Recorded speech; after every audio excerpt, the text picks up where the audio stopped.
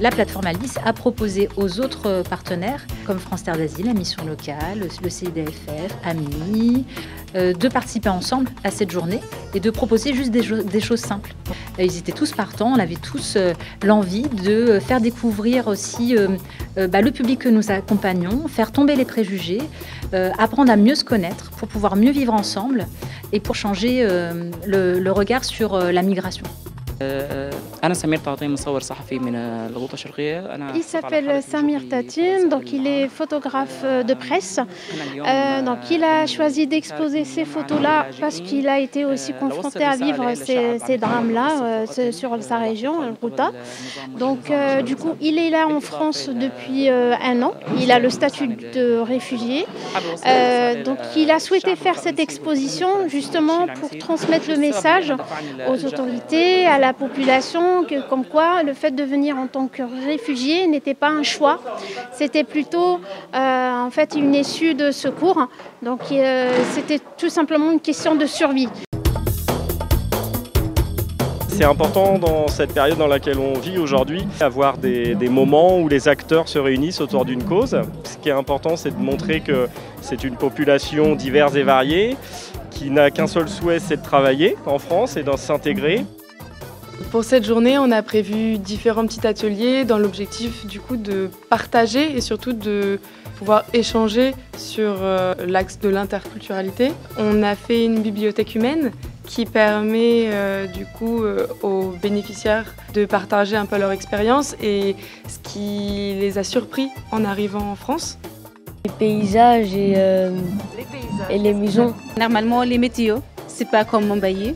Il fait froid ici. La première chose que je vois, c'est ici à Rouen, c'est la nature. Pour liberté. Une journée comme aujourd'hui, journée mondiale des réfugiés, ça a énormément de sens pour nous, y compris pour le président Maya Rossignol. Aujourd'hui, parce que c'est une journée témoignage, mais aussi une journée rencontre qui démontre qu'on peut changer et on doit changer le regard sur les réfugiés, parce que d'abord être réfugié, c'est souvent un arrachement et à la fois le souhait de pouvoir avoir un espoir de reconstruire sa vie ailleurs, mais ce n'est pas forcément une volonté au départ. En fait, ça, c'est le monstre qui a tué les immigrants, et ça, c'est les immigrants qui sont sortis, quitter leur pays. Ma mère, elle dit, je remercie la France comme ça pour comment elle nous accueille. Donc, elle remercie vous et le peuple et tout le pays. J'ai montré quelques dessins que j'ai et ils ont beaucoup aimé. Et là, je fais des tableaux, je fais la pente, je dessine pour me calmer et tout ça.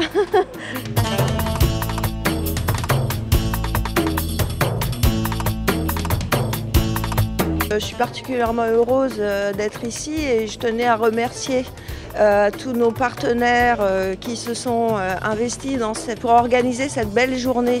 L'idée, c'est vraiment de les inclure dans la cité le mieux possible et qu'ils accèdent évidemment à une citoyenneté.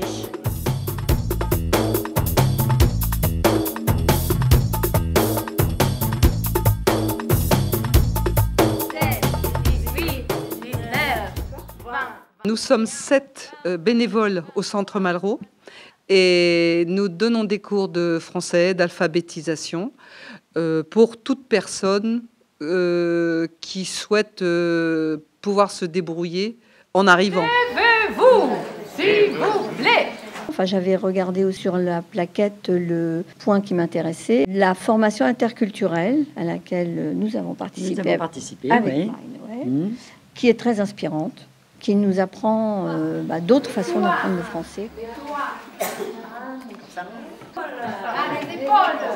Moi, ce que je trouve très intéressant dans l'atelier, c'est qu'on s'est retrouvés en position d'apprenant. C'est vrai. Et c'est très intéressant parce que du coup, vous pouvez réfléchir à votre pédagogie. On y implique énormément le corps, voilà.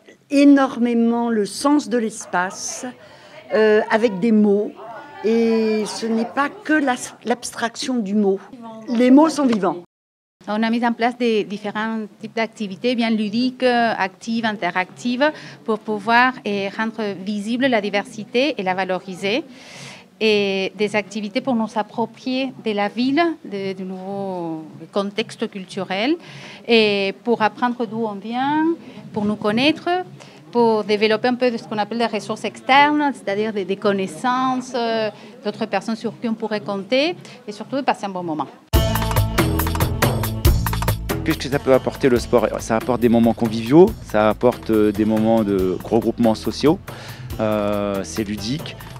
On apprend aussi à parler français par le sport, et le sport c'est un langage universel, hein. C'est vraiment une activité qui permet aussi de s'épanouir, de s'exprimer sur le plan corporel. Alors ces activités qui sont accessibles à tous évidemment, et non, c'est une très bonne expérience humaine, y compris garçons, filles, et sur les différences d'âge et les différents endroits de culture.